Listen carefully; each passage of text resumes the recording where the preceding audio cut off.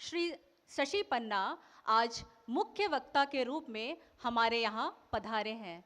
हम सभी जोरदार तालियों बजा करके उनका स्वागत करेंगे।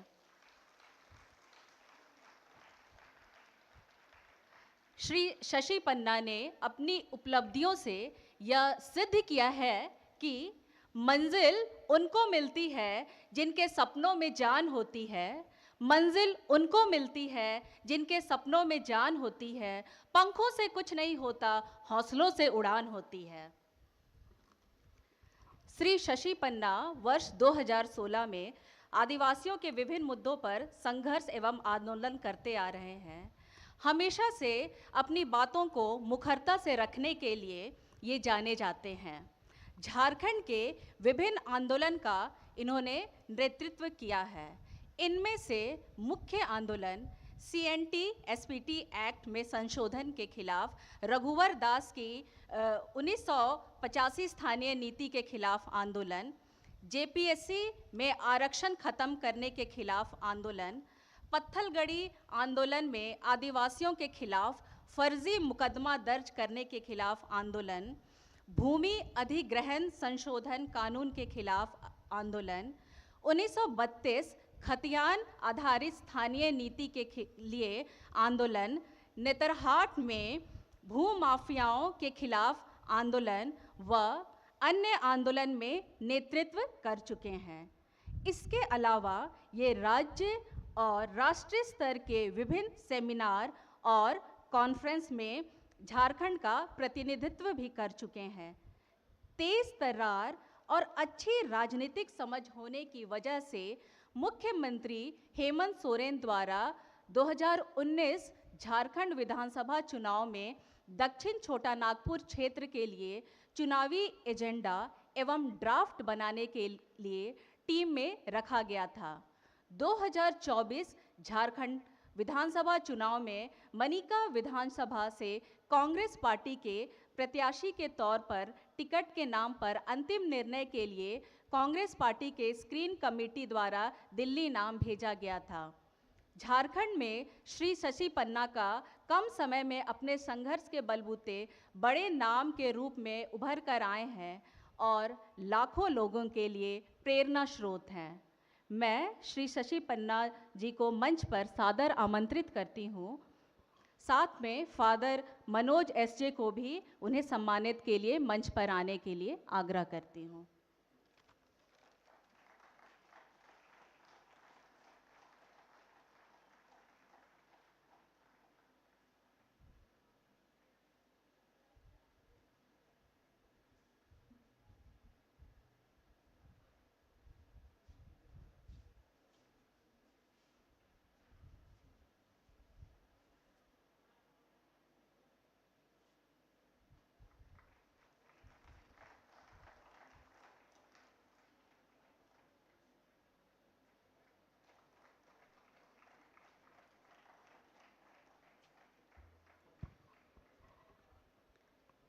आदिवासियों की अपनी विशिष्ट संस्कृति, सभ्यता और पहचान होती है। मैं माननीय शशि पन्ना जी को इस बारे में अपने विचारों को प्रकट करने के लिए आमंत्रित करती हूँ।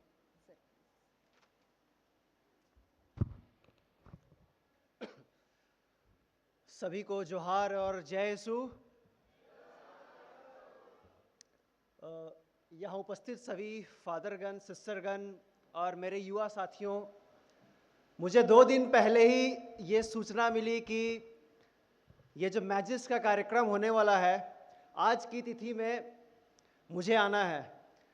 और फादर मनोज और फादर राजेंद्र टेटे ने मुझे कॉल किया था। मैंने तुरंत एक लाइन में बोला कि ठीक है, आप लोगों ने आमंत्रण किया, मैं ज़रूर 100% यहाँ पर 100% आप लोग के बीच में आऊँगा। तो ये देख करके, खासकर ये जो युवाओं का भीड़ देख करके बहुत खुशी भी होती है।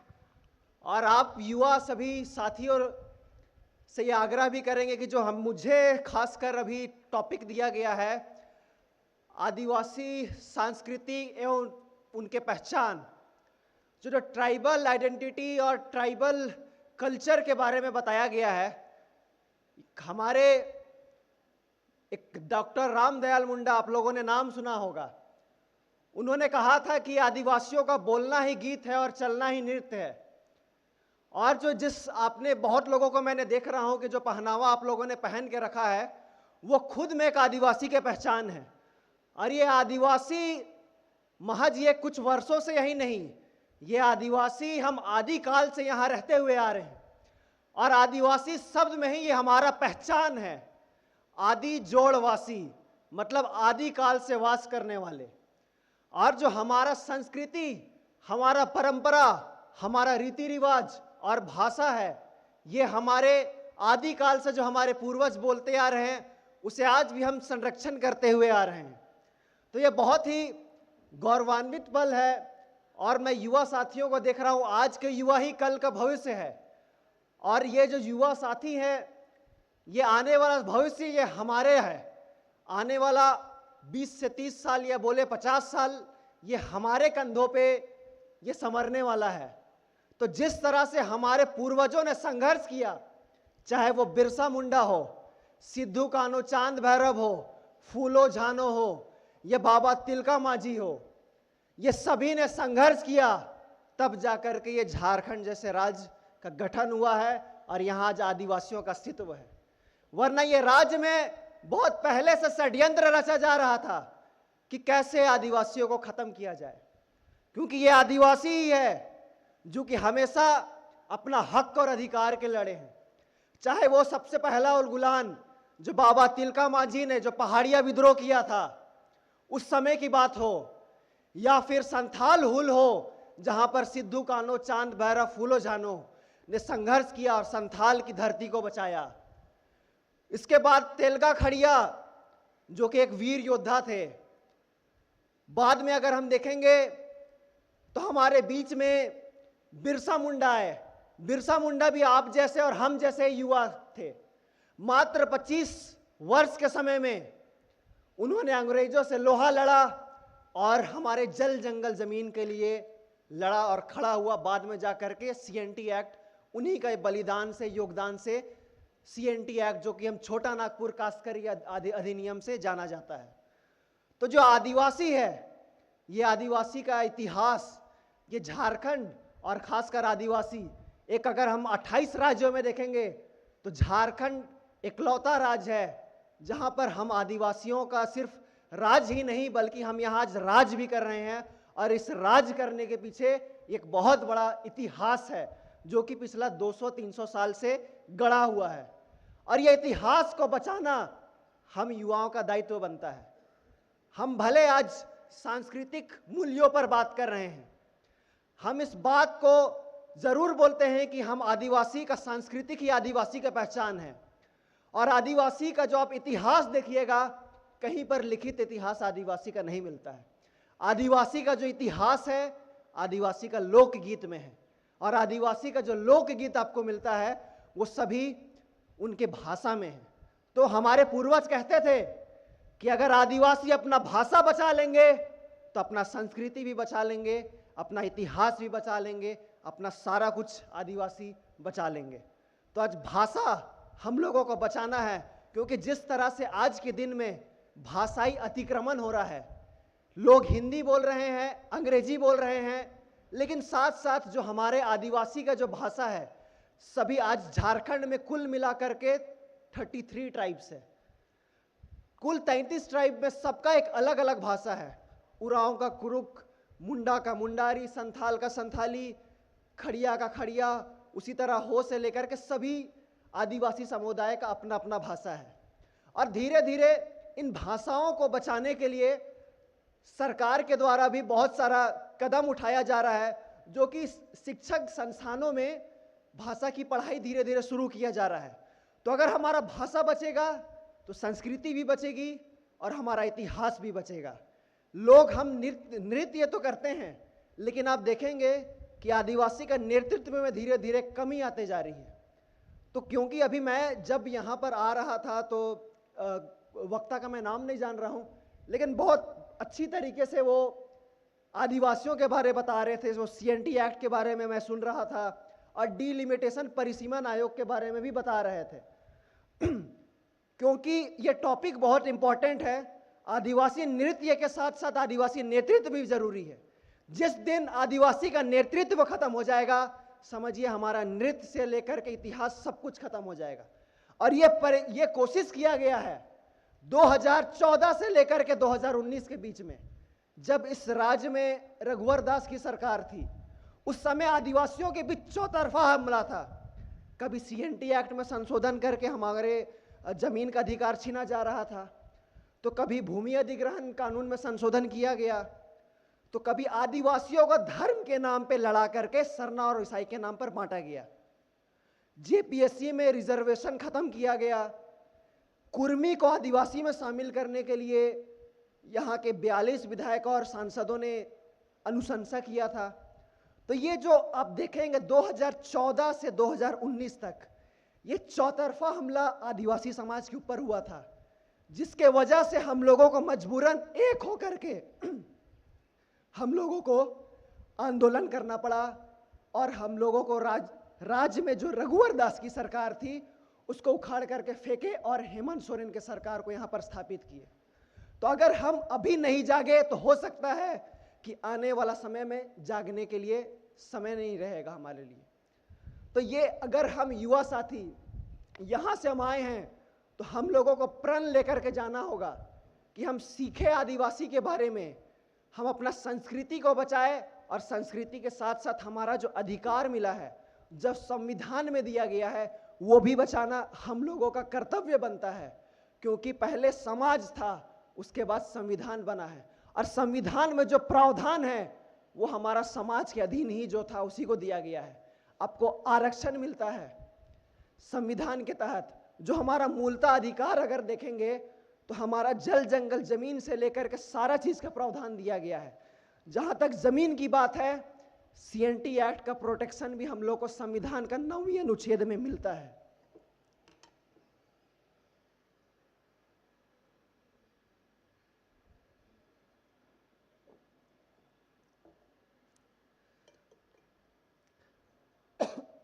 जो भारत का संविधान है वो हमारा भाषा को भी संरक्षण देती है, हमको जल जंगल जमीन से भी संरक्षण देती है, हमारे लिए अलग एक बजट का प्रावधान भी देती है, और स्वशासन व्यवस्था जो है वो हमें देती है।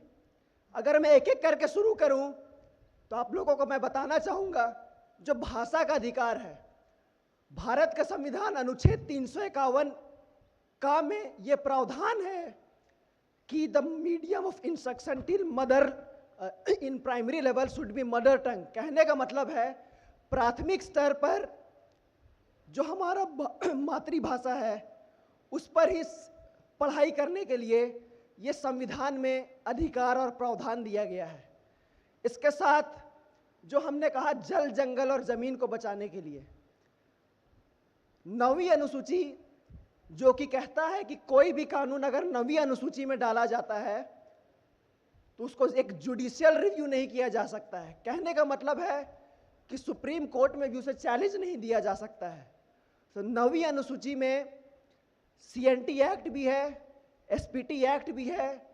जो सीएनटी एक्ट, एसपीटी एक्ट आदिवासियों का भूमि को एक भूमि सुरक्षा कवच है, जो आदिवासी जमीन आदिवासी खरीद सकते हैं, गैर आदिवासी नहीं खरीद सकते हैं।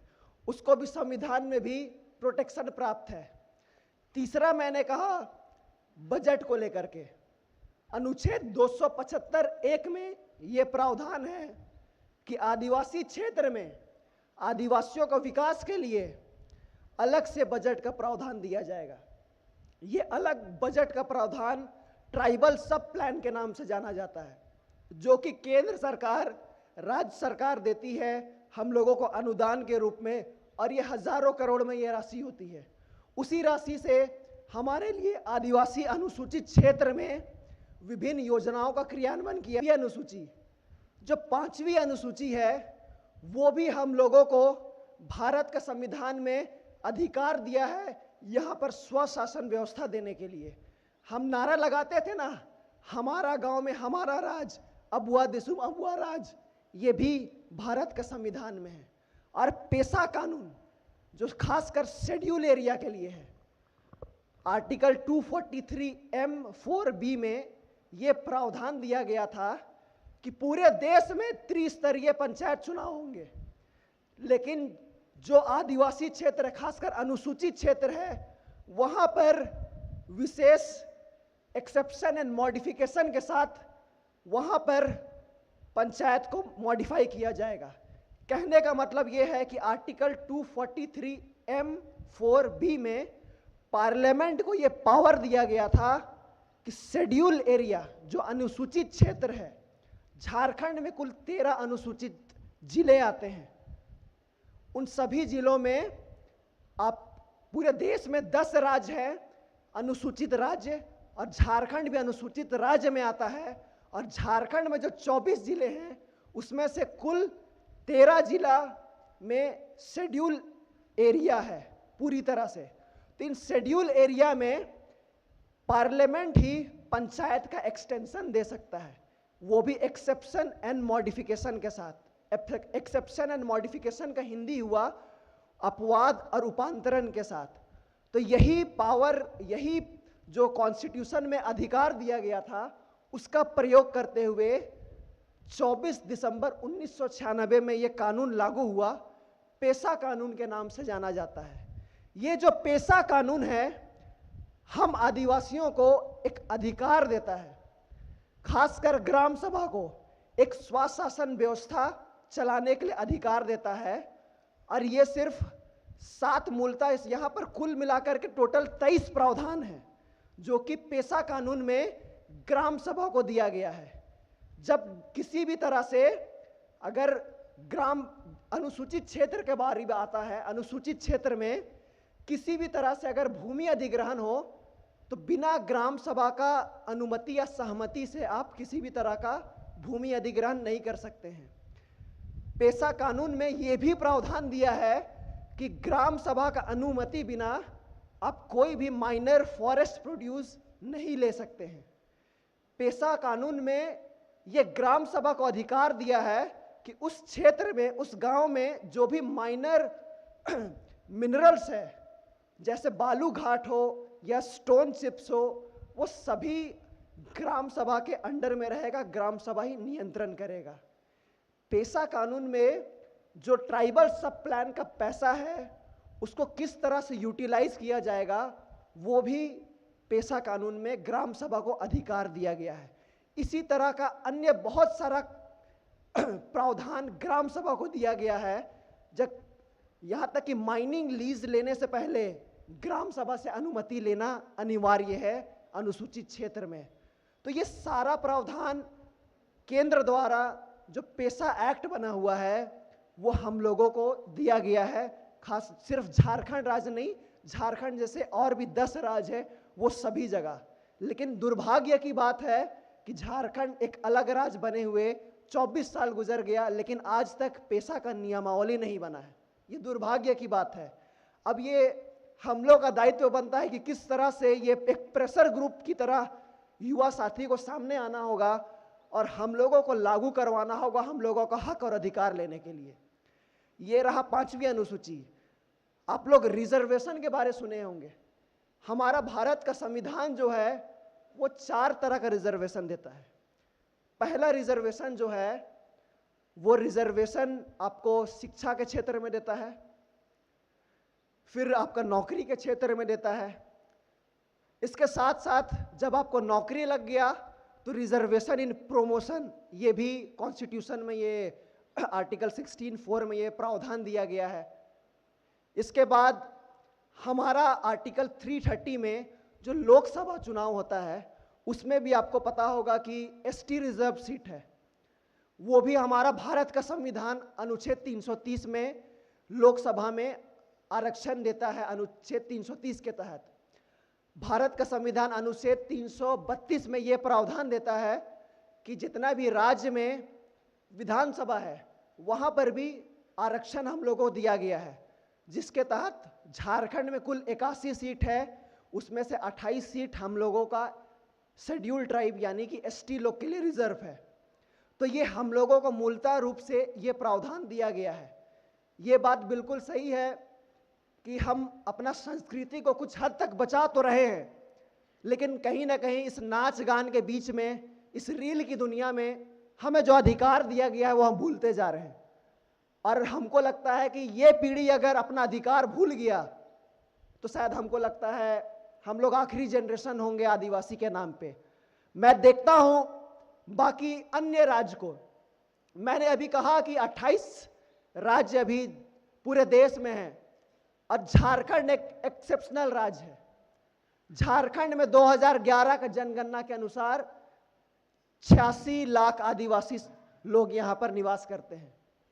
लेकिन सिर्फ झारखंड नहीं, झारखंड से अधिक गुजरात में आदिवासी है, गुजरात से अधिक महाराष्ट्र मध्य प्रदेश में आदिवासी है, महाराष्ट्र में है।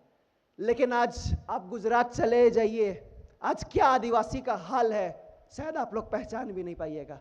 आज मध्य प्रदेश चले जाइए, आज आदिवासी का क्या अस्तित्व है कोई नहीं जानेगा। लेकिन मुझे लगता है कि झारखंड एकलौता राज्य है जहां पर आदिवासी का अस्तित्व बचा है। यहाँ के आदिवासी आज भी हम लोग अपना हक और अधिकार के लिए लड़ रहे हैं। लेकिन जिस दिन हम लड़ना बंद कर दिए, ये आदिवासी, जैसे महाराष्ट्र में आज हमारा कोई आइडेंटिटी नहीं है, गुजरात में आदिवासी का आज कोई पहचान नहीं है, वैसे ही हमारा अस्तित्व भी खत्म हो जाएगा। तो ये आप लोग को सोचने वाली बात है। और हमारे बीच में, हमारे इस राज्य में बहुत सारे वीर योद्धाएं आए हैं, लेकिन मुझे लगता है कि शायद बिरसा मुंडा के जाने के बाद ऐसे एक जयपाल सिंह मुंडा आए हैं, शिबू सोरेन आए हैं, लेकिन मुझे वो जयपाल सिंह मुंडा का कुछ बात याद आती है। उन्होंने वो एक ऐसा वैसा नहीं, वो एक, अब जयपाल सिंह मुंडा के बारे आप लोग सुने होंगे, वो इंडियन हॉकी टीम के कैप्टन भी थे। 1928 में जब ओलंपिक हुआ था, गोल्ड मेडल इंडिया को मिला था। लेकिन सिर्फ उनका इतिहास हॉकी तक सीमित कर दिया जाता है। लेकिन सिर्फ उनका इतिहास हॉकी तक में भी, यहाँ तक कि आज उनको हॉकी में भी आइडेंटिटी नहीं मिल पा रहा है। मेजर ध्यानचंद को सब कोई जानता, उनके ऊपर मूवी भी बन गया है, लेकिन आज जयपाल सिंह मुंडा का जो कंट्रीब्यूशन है वो कोई नहीं जानता है। कहीं ना कहीं इतिहास भी हम लोगों को अन्याय, इतिहास में भी हम लोगों का अन्याय हुआ है। आज आप देखिएगा, जयपाल सिंह मुंडा के बारे में मैंने कहा था, 1938 में इनका सिर्फ दायरा हॉकी तक नहीं था। ये हॉकी खेलने के बाद, उस समय आज यूपीएससी का एग्जाम होता है, उस समय इंडियन सिविल सर्विस आईसीएस के नाम से जाना जाता था। उन्होंने आईसीएस एग्जाम क्वालिफाई करके सिविल सर्वेंट बने थे वो। उसके बाद वो नौकरी छोड़ करके आदिवासी महासभा का गठन किया 1938 में, और एक अलग राज्य का आंदोलन तेज किए, जो 1912 में पहला बार झारखंड अलग राज्य की मांग हुआ था, जो जे बर्थोलोमी साहब ने मांग उठाया था। उसके बाद एक आवाज दब गया था। 1938 से ये हमारे जयपाल सिंह मुंडा ने वो मांग को दोबारा से एक आदिवासी, अखिल भारतीय आदिवासी महासभा गठन करके पूर्णतः वो आंदोलन शुरू किए। और नतीजा ये रहा कि यही आंदोलन की वजह से उनको बाद में जो कॉन्स्टिट्यूएंट असेंबली बना था 1946 में, पूरे देश के उसमें बुद्धिजीवी लोग को रखा गया था। उसमें से जयपाल सिंह मुंडा भी एक हमारे आदिवासी समाज से थे।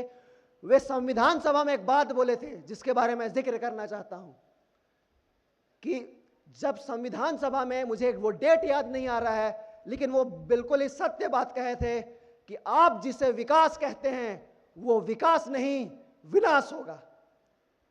वो बात आज भी सत्य इसलिए है क्योंकि उनका जो विकास का मॉडल था, एचएसी बना, उनके लिए विकास हुआ। बोकारो स्टील सिटी बना, उनके लिए विकास हुआ। टाटा स्टील बना, औद्योगिक नगरी बना, उनके लिए विकास हुआ। हजारों डैम बने, धुरवा डैम हो, गेतलसूट डैम हो, अनेक परियोजनाओं में हमारे अंदर हमारे जमीन के नीचे जो खनिज था वो सभी उनके लिए विकास था। लेकिन इस विकास के नाम पे जो हजारों लाखों लोग विस्थापित हुए, ये आदिवासी समाज के लिए विनाश हुआ। ये बात आज भी सत्य है। बोकारो बना, यहाँ की जनसंख्या देखिएगा, कहाँ है आदिवासी? कहीं नजर नहीं आएगा। एचएसी जब 1950-60 के बीच में जब एचएसी का गठन किया जा रहा था, वहां पर लगभग 100% उस गांव की जनसंख्या आदिवासी की थी। लेकिन आज आप एचएसी में जाके देखिए, एक आदिवासी नहीं दिखेंगे। सब बिहार से लोग आकर के बस गए। यही हाल टाटा का भी है। टाटा में जब टाटा में जब जमीन अधिग्रहण किया गया था उस समय वहां पर आदिवासियों का जनसंख्या 95% था, लेकिन आज हालत क्या है?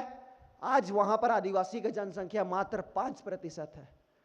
मैं जानता हूं कि आदिवासी इधर उधर चले गए होंगे, लेकिन इस देश का इतिहास है, इस राज्य का इतिहास है कि इस राज्य में लगभग 80% से अधिक आदिवासियों का जमीन था। आदिवासी, मैं मानता हूं कि आदिवासी मर गए होंगे, लेकिन क्या आदिवासी के साथ साथ उसका जमीन भी मर गया है क्या? आज क्या हालत बना है? हम लोगों को एचएससी में भी ठगा गया, टाटा का गठन हुआ उसमें भी ठगा गया, सेल, बीसीसीएल, सीसीसीएल, हर जगह हम लोगों का आज हजारों एकड़ जमीन गया, लेकिन आज भी आदिवासी का वही हाल है। विकास के नाम पर सिर्फ और सिर्फ विनाश हुआ है। मैं विकास का विरोधी नहीं हूं, विकास होना चाहिए, लेकिन उस विकास में क्या मिला हम लोगों को, यह भी हम लोगों को अध्ययन करना चाहिए। हम आज विरोध क्यों कर रहे हैं? क्योंकि हमारा जमीन पर डैम बना, बोला गया कि हमको पानी का व्यवस्था दिया जाएगा, हमारे जमीन में, हमारा खेत में सिंचाई का व्यवस्था किया जाएगा, लेकिन आज हमारे जमीन ना हमको सिंचाई का व्यवस्था मिला, ना जो डैम बना, हाइड्रो इलेक्ट्रिसिटी प्लांट बना, वहां से हमारा घर में बिजली आया। तो ये आदिवासी विस्थापन का ध्वंस तो झेला है, लेकिन साथ साथ जो हमारा इतिहास है वो खत्म होते जा रहा है। और मुझे लगता है कि जिस तरह से, जिस गति में हम लोगों ने अभी पिछला 5 साल हम लोगों के बीच में एक झारखंड में अच्छी सरकार बनी है, जिसके वजह से हम लोगों का अस्तित्व तो बच गया, लेकिन अगर 2014 से 2019 तक, यहाँ बहुत से युवा साथी लोग जानते होंगे, आप लोग भी छोटे होंगे, लेकिन आए दिन हम लोग भी उस समय स्टूडेंट थे, आए दिन हम लोग कॉलेज से निकलते थे, पुतला दहन में जाते थे, रघुवर दास का विरोध करते थे, क्योंकि हमारा अस्तित्व की बात था। जेपीएससी में रिजर्वेशन खत्म हो रहा था, हम लोगों को लगा कि नहीं, अगर हम अभी नहीं लड़े तो हमारा आदिवासी खत्म हो जाएंगे। तो यह आप सभी का दायित्व है, और ये हम लोगों को स्थापित करना होगा कि सिर्फ आदिवासी का नृत्य नहीं, आदिवासी नेतृत्व को भी बचा के रखना होगा। और हम लोगों का जिस तरह से अभी आने वाला समय में, अभी आप लोगों ने सुना होगा 2-4 गंभीर समस्याएं आने वाले हैं, जिसके लिए हम सभी युवाओं को तैयार होना होगा। खासकर अभी आप लोगों को पता होगा, झारखंड जो आदिवासी बहुल राज्य है, यहाँ पर एक बहुत बड़ा मांग, एक और समुदाय है कुर्मी लोग। कुर्मी लोगों द्वारा ये बार बार मांग किया जाता है कि कुर्मी लोग को आदिवासी का सूची में शामिल किया जाए, लेकिन सच्चाई ये है कि कुर्मी ना आदिवासी था ना है। कुछ दस्तावेज में जो दस्तावेज लेकर के वह दावा करते हैं वो पूर्णतः गलत है, क्योंकि एक 1912 का वो दस्तावेज आधार रखते हैं, और वे बोलते हैं कि 1912 में एक इंडियन सक्सेशन एक्ट का एक नोटिफिकेशन निकला था, उसमें बहुत सारे ट्राइब्स को एक लिखा गया था, उसमें से कुर्मी भी जुड़ा हुआ था, लेकिन वो किसी भी तरह से वो आदिवासी का सूची नहीं था। वो जो नोटिफिकेशन को लेकर के दावा करते हैं, वो पूरी तरह से उस नोटिफिकेशन में लिखा हुआ था कि इस नोटिफिकेशन में जो भी समुदाय हैं, आदिवासी समुदाय हैं, वो सबको इंडियन सक्सेशन एक्ट से बाहर रखा जाता है। उसी को वो लोग आधार बना करके आज कुर्मी लोग ये डिमांड करते हैं कि कुर्मी को भी झारखंड में आदिवासी का दर्जा मिलना चाहिए। तो आप लोगों को पता होना चाहिए, ये लगातार पिछले 4-5 साल से, खासकर 2017-18 से एक लंबा मांग वो लोग के द्वारा किया जा रहा है, बार बार आंदोलन किया जा रहा है। यही आंदोलन 2023 में किया गया था, और उनके द्वारा रेल टेका आंदोलन किया गया था, जो कि लगभग 1 सप्ताह तक आंदोलन के वजह से रेल को पूरी तरह से बाधा किया गया था। और बाद में हम लोगों को ये पता चला कि केंद्र सरकार को पूरा संरक्षण था। जो 7 दिन जो रेल टेका आंदोलन उनका चला था, किसी व्यक्ति के ऊपर भी केस दर्ज नहीं हुआ था। यही मांग जब उन्होंने 2018 में किया था, तो हम लोगों ने भी हरमू मैदान में, रांची में, पूरे झारखंड से लोग आए थे लाखों की संख्या में, और हम लोगों ने पुरजोर विरोध किया था, जिसके बाद वो लोग 5 साल तक चुप बैठे थे।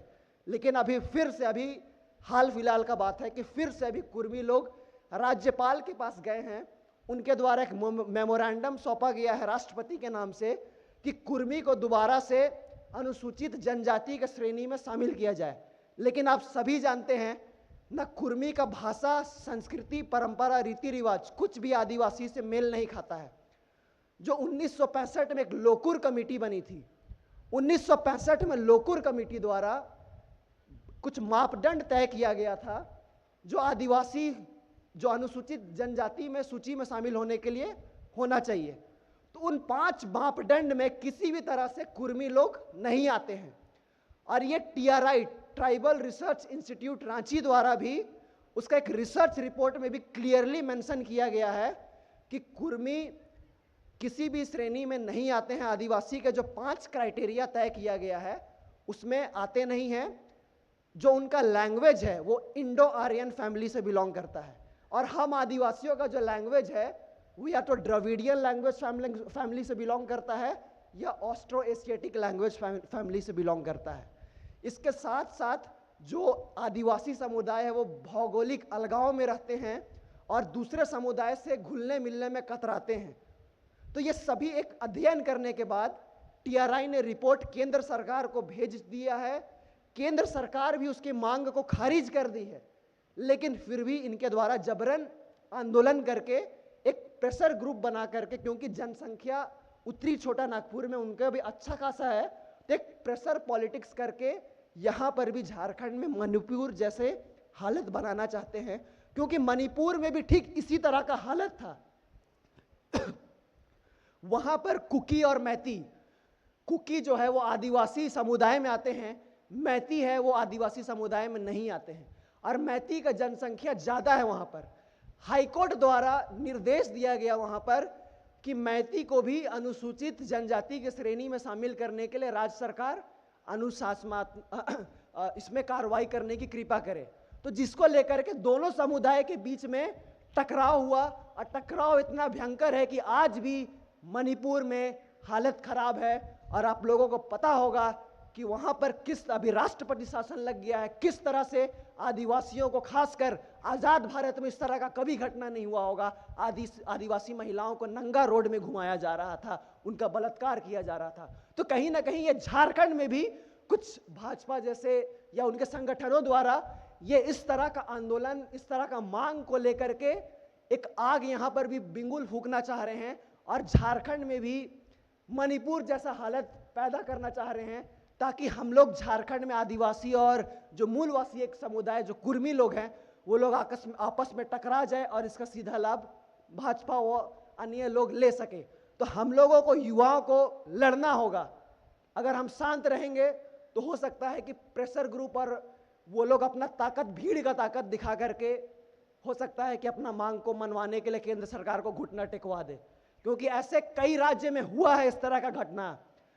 मीना जो राजस्थान के एक आदिवासी समुदाय है, आप जानते होंगे, मीना भी 2 तरह का मीना राजस्थान में है। एक जो सचमुच में आदिवासी हैं, दूसरा जो आदिवासी में नहीं आते हैं। लेकिन दूसरा जो आदिवासी में नहीं आते हैं वो लोग भी अपने आप को ST का सूची में शामिल करवा लिए हैं। फलता ये हो रहा है कि आज केंद्र सरकार की जितना भी नियुक्ति होती है, जितना भी UPSC या SSC द्वारा नियुक्ति किया जाता है, सभी में ST कैटेगरी में, खासकर मीना लोग के द्वारा देखिएगा कि आप जब आप मेरिट लिस्ट देखिएगा उसमें ST कैटेगरी में मीना लोग का नाम हम लोग से ज्यादा दिखता है। तो ये सच्चाई है। कल को अगर ये लोग आ जाएंगे, हमारा नौकरी हम नहीं, वही लोग छीन लेंगे। हमारा जो प्रतिनिधित्व का अधिकार है, चाहे वो लोकसभा हो या विधानसभा हो, वही ले जाएंगे। या फिर मुखिया चुनाव, निचला स्तर का पंचायत चुनाव हो, वहां पर भी वो हमारा हक अधिकार ले जाएंगे। जहां तक जमीन की बात हो, हमारा सारा जमीन हड़प लेंगे वो लोग। माटी, बेटी, रोटी, सारा अस्तित्व खत्म हो जाएगा। तो मुझे लगता है कि हम लोगों को इसका विरोध करना चाहिए और तरीके से करना होगा, क्योंकि ये अब वो समय नहीं है कि बिरसा मुंडा जैसे तलवार और तीर धनुष लेके लड़े, बल्कि अब बौद्धिक क्रांति का समय है। और इस बौद्धिक क्रांति में हम लोगों को कलम से लड़ना है, और बौद्धिक क्रांति का समय है तो हम लोगों को अब अपना दिमाग को तलवार और तीर धनुष के जैसा तेज करना है। क्योंकि आज अगर आप तलवार और तीर धनुष लेकर सड़क पे उतरिएगा, तुरंत प्रशासन आपको अरेस्ट कर लेगा, 5 ठो केस दर्ज होगा, आप जेल चले जाइए। तो हम लोग को लड़ाई लड़ना है, संघर्ष करना है, लेकिन एक बौद्धिक क्रांति ला करके। ये संविधान हमें अधिकार दिया है और आदिवासियों को संरक्षण दिया है। हम लोगों को लड़ेंगे और जीतेंगे भी, लेकिन जिस तरह से चौतरफा हमले हो रहे हैं उसको रोकने के लिए एक सुयोजित तरीके से हम लोग को प्लानिंग करना होगा, और ये प्लानिंग हम युवा साथियों को करना होगा। मैंने तो ये कुर्मी के बारे में एक बताया, इसके बाद अभी एक और हमारे बीच में संकट आ रहे थे, इससे पूर्व के वक्ता ने थोड़ा बहुत इसके बारे जिक्र भी किया था, परिसीमन। आप लोगों को पता होगा पूरे देश में अभी परिसीमन होने वाला है 2026 के बाद। परिसीमन है क्या? एक छोटा सा मैं आप लोगों को, क्योंकि युवा साथी है, ये हम लोगों का नेतृत्व जो मैंने अभी कहा ना, नृत्य के साथ साथ नेतृत्व को भी बचाना है, तो किस तरह से नेतृत्व को खत्म किया जा रहा है ये परिसीमन में आप लोग को समझना होगा। जो भारत का संविधान है उसमें यह प्रावधान दिया गया है, शुरू में हर 10 वर्ष के आसपास परिसीमन होता था। पहला परिसीमन आयोग का रिपोर्ट के बाद 1952 में हुआ, लागू हुआ। फिर 1961 का जनगणना के आधार पे दूसरा परिसीमन हुआ। तीसरा परिसीमन हुआ 1971 का जनगणना के आधार पे, और वो इंदिरा गांधी के समय में लागू हुआ। ये मोटा मोटी ये आखिरी परिसीमन था जिसमें सीट बढ़ा या घटा। 1977 में यह लागू हुआ। उसके बाद से लेकर के अब तक किसी भी तरह से, खासकर लोकसभा या विधानसभा, देश में लोकसभा और राज्य में विधानसभा, देश में कुल 543 लोकसभा सीट है, और राज्य में अगर हम झारखंड में बोले तो 81 विधानसभा सीट है। तो जब परिसीमन बोल रहे हैं, जब इंदिरा गांधी थी उस समय, जब 1977 आसपास की बात है, एक कॉन्स्टिट्यूशनल अमेंडमेंट आया था, 42वां संविधान संशोधन। उसमें यह तय किया गया कि जो टोटल नंबर ऑफ सीट है, लोकसभा हो या विधानसभा हो देश में, उसका जो नंबर है अगले 25 साल तक हम नहीं बढ़ाने वाले हैं। कहने का मतलब है कि अगले 25 साल तक किसी भी तरह का परिसीमन होगा। फॉर एग्जाम्पल, अभी झारखंड में 81 विधानसभा सीट है तो वो 81 ही रहेगा, वो बढ़ने वाला नहीं है। उसी तरह से लोकसभा में टोटल सीट उस समय 543 था तो उतना ही रहेगा, बढ़ने वाला नहीं है। कारण क्या था? कारण ये बताया गया कि परिसीमन का जो, जिस आधार पे परिसीमन होता है, जनगणना के आधार पे, नॉर्थ स्टेट और साउथ स्टेट में बहुत ज्यादा पॉपुलेशन गैप है। नॉर्थ स्टेट जो भी है, यूपी, बिहार, राजस्थान, मध्य प्रदेश, ये सारा जो ऊपर का स्टेट है, वो सभी में पॉपुलेशन रैपिडली ग्रोथ हुआ है, बहुत ज्यादा बढ़ा है। लेकिन वही साउथ में वो लोग पॉपुलेशन कंट्रोल प्रोग्राम किए, जिसके वजह से वहां पर जनसंख्या है नहीं वृद्धि हुआ। अगर हम जनसंख्या के आधार पर परिसीमन करेंगे तो हम साउथ वाले लोग इसका विरोध करने लगेंगे, उनका सीट नहीं बढ़ेगा, उनका सीट बल्कि घटेगा, और नॉर्थ स्टेट जो खासकर हिंदी भाषी स्टेट है वहाँ सीट बढ़े जाएगा। तो ऐसे में फिर से जो भाषा के आधार पर नॉर्थ वर्सेस साउथ जो लड़ाई है वो दोबारा से प्रारंभ हो जाएगा। तो ये सारा गंभीरता को लेते हुए इंदिरा गांधी ने संविधान में संशोधन करते हुए अगला 25 साल तक के लिए इस पर रोक लगा दिया, और ये प्रावधान किया कि परिसीमन होगा लेकिन सीट को बिना बढ़ाए हुए, और जितना एसटी एससी का पॉपुलेशन है, अगर पॉपुलेशन उनका बढ़ा है तो सीट भी उसका उसी नंबर में बढ़ेगा। फॉर एग्जांपल, अगर 100 सीट है कहीं पर और एसटी का पॉपुलेशन मान लेते हैं कि 1961 में मात्र 25% था, ठीक है, तो 25 सीट हुआ, 25% उसका 25 सीट हुआ, और 1971 के आधार पर अगर उसका परसेंटेज बढ़ा है 30% हुआ है फॉर एग्जांपल, तो उसका सीट बढ़ करके 25। आप लोगों को बताना चाहता हूं कि झारखंड इकलौता राज्य था, एक नॉर्थ ईस्ट का एक राज्य था जहां पर परिसीमन आयोग का रिपोर्ट लागू नहीं हुआ, और ये हमारे लिए बहुत बड़ा जीत था उस समय, क्योंकि आज झारखंड में 28 आदिवासी रिजर्व्ड सीट है। आदिवासी का सीट घट करके 22 हो जा रहा था। किस आधार पे मैं बताऊंगा। भारत का संविधान अनुच्छेद 332 3 या 4 में भूल रहा हूं, उसमें यह प्रावधान है कि जिस विधानसभा में एसटी या एससी का जितना जनसंख्या होगा उतना ही टोटल नंबर सीट का, टोटल जो सीट होगा उसका उतना ही प्रतिशत विधानसभा में भी उनको सीट दिया जाएगा। कहने का मतलब यह है कि अगर 100 सीट है और हमारा जनसंख्या हमारा 26% है तो हमको 26 सीट मिलेगा। लेकिन यहां पर हुआ क्या, मैं बताना चाहता हूं। जब बिहार अंतिम जो परिसीमन हुआ वो बिहार के समय हुआ, 1971 का जनगणना के अनुसार हुआ। जब यहां परिसीमन अभी 2002 में जो हुआ था, रिपोर्ट जो इसका तैयार हुआ था 2008 में, उससे रोका गया। 81 सीट टोटल झारखंड में है, 81 का आप 26% निकालिए, 21.06 या समथिंग आता है। तो कुल मिलाकर के हमारा सीट को राउंड ऑफ में 22 किया जा रहा था, जिसको लेकर के पूरे झारखंड में आदिवासी लोग ने, खासकर आप जैसे युवाओं लोग ने, जो उस समय कॉलेज जाते थे, जो स्टूडेंट थे और जितना भी विधायक लोग थे, सभी ने विरोध किया। तब जाकर के यहाँ पर आगजनी हुआ, झारखंड बंद बुलाया गया। परिसीमन आयोग का टीम जब झारखंड आई थी दौरा करने, शायद बोकारो या धनबाद भी आई थी, वहां पर भी उनको रोका गया, एयरपोर्ट में रोका गया। तब फाइनली जाकर के परिसीमन आयोग, खासकर उस समय यूपीए की सरकार थी, मनमोहन सिंह प्राइम मिनिस्टर थे, सारा यहाँ के विधायक और सभी कैबिनेट मिनिस्टर जो केंद्र सरकार में उस समय थे, सभी ने प्रधानमंत्री और सोनिया गांधी से मिल करके ये दावा किया कि झारखंड एक अलग राज्य का गठन 2000 में किया गया है। आदिवासी का सीट घट रहा है और आदिवासी अगर सीट बनेगा तो घटेगा तो हो सकता है कि आने वाला समय में हमारा सरकार भी झारखंड में नहीं बन पाएगा। तो कुल मिलाकर के हम लोगों का सीट 28 से घट करके 22 हो रहा था।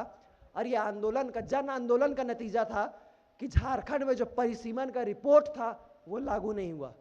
लेकिन अभी 2026 फिर से शायद मुझे लगता है कि जो 2002 से 2006-07 तक जो आंदोलन चला परिसीमन को लेकर के, मुझे लगता है कि फिर से युवा पीढ़ी को अपना अधिकार लेने के लिए तैयार होना होगा।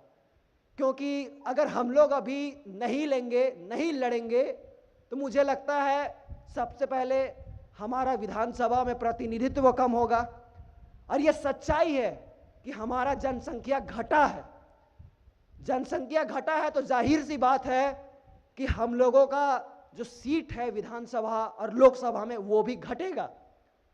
तो इसके बदले में, और ये हम लोग सिर्फ आदिवासी नहीं, आदिवासी के साथ साथ साउथ में जितने भी राज्य है, तमिलनाडु, आंध्र प्रदेश, केरला, सभी राज्य भी वहां पर इस चीज का विरोध कर रहे हैं। क्योंकि आज भी वहां पर जनसंख्या जो है नॉर्थ के कंपैरेटिवली नहीं बढ़ा है। नॉर्थ स्टेट में, जितना भी नॉर्थ का स्टेट है, वहां जनसंख्या रेगुलरली बढ़ते जा रहा है और बहुत भारी संख्या में बढ़ रहा है। तो ये हम लोगों को भी देखना होगा। जिस तरह से साउथ में इसका विरोध हो रहा है अभी से, हम लोगों को भी झारखंड में करना होगा। क्योंकि अगर हमारा प्रतिनिधित्व विधानसभा में नहीं होगा तो हमारा आवाज भी नहीं उठेगा। क्योंकि मैं आप लोगों को बताया, सारा कुछ राजनीति से तय होता है। आपको सड़क पे कैसे चलना है, आपका नमक का दाम से लेकर तेल का दाम तक, सब राजनीति से तय होकर के आता है। और जब राजनीति में हमारे लोग नहीं रहेंगे, सरकार नहीं बना पाएंगे। रघुवर दास किस तरह से हम लोगों का शोषण और अत्याचार किया था, यह हम लोगों को देखना और सोचना होगा। तो ये लड़ना होगा, इसका बीच का रास्ता भी निकालना होगा। और मैं उम्मीद करता हूं कि जितने भी युवा साथी हैं जरूर से अपना हक और अधिकार के लिए लड़ेंगे और अपना संस्कृति, भाषा, जो भी हमारा पहचान है उसको बचा के रखेंगे। क्योंकि आदिवासी का पहचान ही उनका अपना संस्कृति से, अपना पहनावा ओढ़ावा से ही है, अपना खान पान से ही है। आज जिस हम खान पान की बोलते जा रहे, भूलते हुए जा रहे हैं। जो मड़ुआ है, आज देखेंगे कि गैर आदिवासी लोग इसका ब्रांडिंग करके बेच रहा है। जो मड़ुआ रोटी हम पहले डेली हमारे चूल्हा में बनता था, आज हमारे चूल्हा से गायब हो गया है। आज हम मोमोज खा रहे हैं, चिल्ली खा रहे हैं, लेकिन वही चीज़ हमारे देखेंगे गैर आदिवासी लोग हमारे जो ट्रेडिशनल फूड है उसको मार्केटिंग करके बेच रहे हैं और मुनाफा कमा रहे हैं। हमारा बोलते हैं कि आदिवासी way of living is the best way of living in the world. आदिवासी इतना ही अपना प्रकृति को इतना ही नुकसान पहुंचाते हैं जितना उन्हें जरूरत पड़ता है। और आदिवासी कभी ग्रीड की ओर नहीं गए हैं। आदिवासी बोलते हैं कि आदिवासी जो है इकोनॉमी फॉर नीड का कॉन्सेप्ट में जाते हैं, नॉट फॉर ग्रीड। कहने का मतलब है जितना आवश्यकता है हम उतना ही प्रकृति से लेते हैं और हम दोहन इसका नहीं करते हैं। तो आज पूरे देश और पूरे विश्व भर को आदिवासी से सीखना चाहिए कि आदिवासी कैसे जीते हैं, कैसे रहते हैं। जब राकेश टिकैत झारखंड आए थे। मुझे याद है मैं भी उनके साथ था। वो एक दिन बुरा गुजारा था। किसान के बहुत बड़ा नेता है। उन्होंने ये कहा था, अपना एक कोई मीडिया को उन्होंने इंटरव्यू दिया था कि आंदोलन कैसे करना है, लोग झारखंड में आदिवासी के बीच में आकर के सीखे। और मुझे लगता है कि झारखंड क्या पूरे देश विश्व भर के लोग को आदिवासी से सीखना चाहिए कि कैसे रहना है, कैसे अपना संस्कृति और परंपरा को बचाना है। और खासकर जो आज ग्लोबल वार्मिंग के युग में बाहर से लोग आकर के हम लोग को बताते हैं कि ग्लोबल वार्मिंग हो रहा है, क्लाइमेट चेंज हो रहा है, वो आदिवासी से सीखना चाहिए कि आदिवासी कैसे पर्यावरण को बचा करके आज भी हम लोग अच्छी तरह से अपना जल जंगल को संरक्षण रखे हैं और अपना वातावरण को संरक्षण रखे हैं। और मुझे उम्मीद है कि जितना युवा साथी हैं बिल्कुल यहाँ से कुछ सीख के जाएंगे। और जब सीख के जाएंगे तो जिस तरह से आप यहाँ नृत्य कर रहे थे, अपना क्षेत्र में नेतृत्व भी कीजिएगा। नेतृत्व कहने का मतलब ये नहीं होता है कि आप सीधे विधानसभा को चुनाव जीत के ही नेतृत्व कर सकते हैं। आप नेतृत्व अपने गांव में कर सकते हैं, अपने क्षेत्र में कर सकते हैं। आप विभिन्न जहां पर भी है वहां पर आप लीडरशिप स्किल डेवलप करें और अपने लोगों के लिए हमेशा खड़ा रहे और संघर्ष करें। मुझे उम्मीद है हम आदिवासी समुदाय आज सब एक जगह जुटे हैं, खासकर युवा साथी, और आप सब कल का भविष्य है। मैं उम्मीद करता हूं कि बिरसा मुंडा जिंदा है, उनके विचार जिंदा है। धन्यवाद।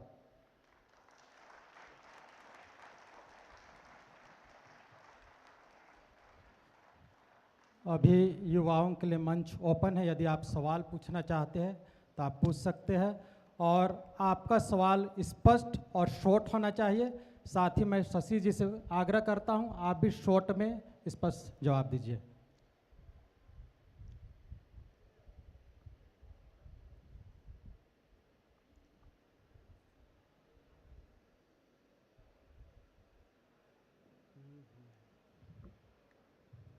कोशिश कीजिएगा जो अब तक मुंह नहीं खोले हैं इस अवसर का लाभ उठाए। सबसे पहले जोहार दादा। जोहार। मेरा नाम जेबियर एक्का, मैं महुआ डांड के पकरीपाट पारिश के जोकी पोखर से बिलोंग करता हूँ। मेरे पास एक सवाल है। जैसे आदिवासी जो शब्द है हमारे लिए पूरे देश में या फिर पूरे राज्य में एक घृणित वर्ड के नज़र से दूसरे कम्युनिटी के लोग हम लोगों को शोषित करते हैं, और हमारे आदिवासी समाज में यूनिटी को लेके हम काफ़ी पीछे हैं अदर कम्युनिटी की तुलना में। या कहीं पर मूवमेंट चल रहा है या फिर हक और अधिकार की लड़ाई कर रहे हैं। तो मेरा कहना है लीडरशिप को लेके कि हम अपने समाज में लीडरशिप को कैसे बिल्ड करें कि किसके लिए लड़ाई की जा रही है, किसके हक और अधिकार के लिए, उसको मेंटली रूप से हर कोई समझ पाए और उसके लिए ग्राउंड रूप से सामने आ सके और लड़ सके, ताकि मूवमेंट जब हम लोग करते हैं, आंदोलन करते हैं, उसमें हमारी जीत हो सकी और हमारी हक और अधिकार बच सके। तो इसको थोड़ा सा क्लैरिफाई कर दीजिए दादा। देखिए, जेवियर का दो सवाल था। पहला था कि आज लोग आदिवासी को एक घृणित रूप से देखते हैं, और दूसरा था कैसे आदिवासी लीडरशिप को डेवलप करें। दोनों चीज़ के बारे में शॉर्ट में बताना चाहता हूँ। पहला बात यह है कि ये बात बिल्कुल सही है कि आज भी कुछ जगहों पे खासकर आदिवासी को घृणा के रूप में देखा जाता है, या फिर लोग आदिवासी को आज भी जंगली बोलते हैं, पिछड़ा बोलते हैं। ये सच्चाई है। और ये जब आप लोगों को पता होगा, एक नेशनल टेलीविज़न में भी ये बोला गया था। एक सुधीर चौधरी करके एक आज तक का रिपोर्टर है, जब हेमंत सोरेन जेल गए थे तो उनके द्वारा कहा गया था कि आज हेमंत सोरेन को वैसा लगेगा जेल के अंदर जैसे आज से 50-60 साल पहले जंगल में आदिवासी रहा करते थे। तो ये राज ने पूरे देश के लिए दुर्भाग्य की बात है कि आज भी इस तरह के मानसिकता वाले लोग रहते हैं। और हम लोग इसका प्रतिरोध में हम लोगों ने ST/SC थाना रांची में केस भी दर्ज किया था। वो अलग बात है, उनको आज बेल मिल गया है बाहर से। तो ये सच्चाई बात है। आदिवासी को आदिवासी बोलना चाहिए। लोग आदिवासी को आज जंगली बोलते हैं, तो कभी वनवासी बोलते हैं, लेकिन हम आदिवासी इसलिए बोलते हैं क्योंकि मैंने पूर्व में भी बताया कि आदिवासी शब्द का जो रेलेवेंस है, आप उसका अगर हिंदी में संधि विच्छेद करेंगे तो तो आदि जोड़वासी मतलब आदि काल से निवास करने वाले या वास करने वाले। यही अगर हम वनवासी बोलते हैं तो उसका मतलब ये होता है कि वन में निवास करने वाले। तो इसका ये चीज़ को डिफरेंस समझिए, वन में तो अन्य समुदाय भी निवास करते हैं, तो फिर हमारा अस्तित्व क्या रहा। हम इसलिए आदिवासी अपने को बोलते हैं, और ये सच्चाई बात है कि आज भी कुछ क्षेत्र में इस तरह का है, लेकिन कोई नहीं, अगर इस तरह से अगर घृणा करते हैं, भारत का संविधान में ये प्रावधान है, यहाँ तक कि केंद्र सरकार के द्वारा भी एक कानून है, ST/SC prevention of atrocity act. यदि अगर आपको कोई भी व्यक्ति जो गैर आदिवासी समुदाय से है, आपको किसी भी जाति सूचक शब्द का आपके खिलाफ प्रयोग करता है, या गाली देता है, या आपको कोल कुकुर या किसी भी तरह से कुछ भी बोलता है, आप उसको ST/SC एट्रोसिटी एक्ट के तहत केस दर्ज कर सकते हैं, और वो नॉन बेलेबल ऑफेंस है। तो मैं आप लोगों से आग्रह करूंगा, अपना अधिकार का प्रयोग करें, क्योंकि हम अपना अधिकार का प्रयोग नहीं करते हैं, शायद इसलिए अगला लोग चढ़ के बोलते हैं। दूसरा था नेतृत्व को लेकर के, और कुछ हद तक मैं बोलूंगा कि झारखंड के लोग, अगर एकता के बारे में बात किया जाए, मैं अगर ओवरऑल हम पूरे देश से कंपेयर करेंगे तो झारखंड के आदिवासी में बाकी समुदाय के कंपैरेटिवली, बाकी राज्य के कंपैरेटिवली एकता है। आपको मध्य प्रदेश में वो एकता नहीं दिखता है। क्या आप कभी देखे हैं कि गोंड समाज एक होकर के लड़ा है, या भील समाज एक होकर के लड़ा है, या कोई उड़ीसा में कोई अन्य समुदाय लड़े हैं? नहीं देखेंगे। लेकिन ये मुझे लगता है कि झारखंड एक इकलौता राज्य है जहां उरांव, मुंडा, संथाली, खड़िया हो या अन्य समुदाय सब एक होकर के लड़े हैं। उसका कई उदाहरण है आंदोलन का। कोयल कारो आंदोलन देख लीजिए, किस तरह से मुंडाओं ने लड़ा और अपना जल जंगल जमीन को बचाया, जिसको लेकर के आज भी वहाँ पर खूंटी जैसा क्षेत्र में वहाँ आदिवासी निवास कर रहे हैं। आप जिस क्षेत्र से आते हैं, नेतरहाट फील्ड फायरिंग रेंज, वहाँ से भी लंबा संघर्ष चला 1992-93 से लेकर के अब तक चल ही रहा है। तब जाके 2 साल पूर्व हमारे मुख्यमंत्री ने इस चीज़ को एक तरह से बोलेंगे कि जो अधिसूचना का विस्तारीकरण था उसको रोक लगाया। हम लोग लड़े हैं, कहीं पर जीते भी हैं, कहीं हारे भी हैं, लेकिन ये बात सही है कि जो नया लीडरशिप आना चाहिए था वो पिछले 10 साल 20 साल में नहीं आया है। अगर हम झारखंड की परिप्रेक्ष्य में देखेंगे, नया लीडरशिप अगर हम राजनीतिक रूप से देखें, 2-3 लोग केवल आए हैं। एक बंधु तिर्की, चमरा लिंडा, और मुझे लगता है शिल्पी ने यहाँ तिर्की आई हैं। अदरवाइज कोई नया लीडरशिप नहीं आया है। तो ये हम लोग का दायित्व बनता है, हम अपने बीच से लोगों को आगे प्रमोट करें, क्योंकि आदिवासी समुदाय एक देखे हैं कि केकड़ा प्रवृत्ति के लोग हैं। कुछ लोग अगर आगे बढ़ते हैं तुरंत उसको नीचे गिराने के लिए कुछ लोग पीछे बढ़ जाते हैं। तो ये हम लोगों को नहीं करके एक दूसरे को सहयोग करते हुए आगे बढ़ाना होगा, तभी जा करके एक नया यूथ लीडरशिप यहाँ पर खड़ा होगा। धन्यवाद। जोहार सुशील जी, मैं भी आपकी तरह मंगोडार से हूँ और मानता हूँ कि आप कांग्रेस के कार्यकर्ता हैं, और आपके एलआई की ही सरकार है यहाँ पर। तो मेरा हक है कि मैं आपसे क्वेश्चन पूछूं।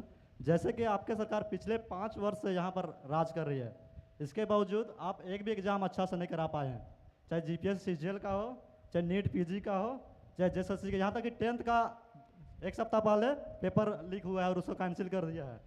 आप पुलिस फोर्स भी एक साल से नहीं करा पाए हैं।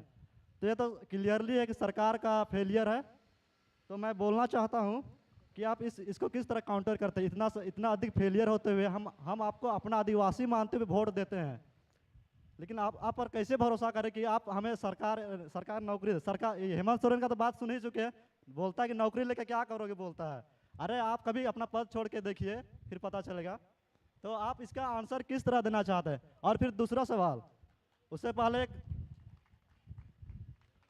एक कोटो बोलना चाहूँगा, give them bread and provide them circus, they will never gonna revolt against you. तो आपकी सरकार भी इसी तरह कर रही है। बोलते हैं कि एजुकेशन के लिए, मेडिकल फील्ड, इंफ्रास्ट्रक्चर आदि के लिए तो पैसा नहीं है, लेकिन मैया समान योजना देने के लिए पैसा है। तो आप मैया समान योजना के लिए पैसा मत दीजिए, उसी पैसा को आप एजुकेशन में लगाइए, हमें फ्री एजुकेशन और फ्री हेल्थ दीजिए, बस 2 ही चीज दीजिए, बाकी हम लोग संभाल लेंगे।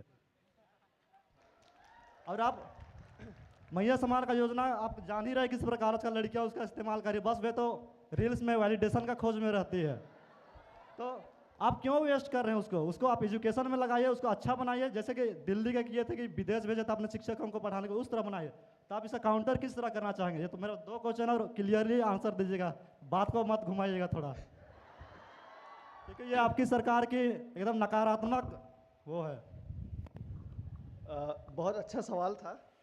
मैया सम्मान का राशि सबको मिल रहा है? कितने लोग हैं? कितने लोग यहाँ लाभ ले रहे हैं? हाथ उठाइए। ले सब रहे हैं, हाथ कोई नहीं उठा रहे हैं, ये सच्चाई है। कुछ लोग हाथ उठा रहे हैं।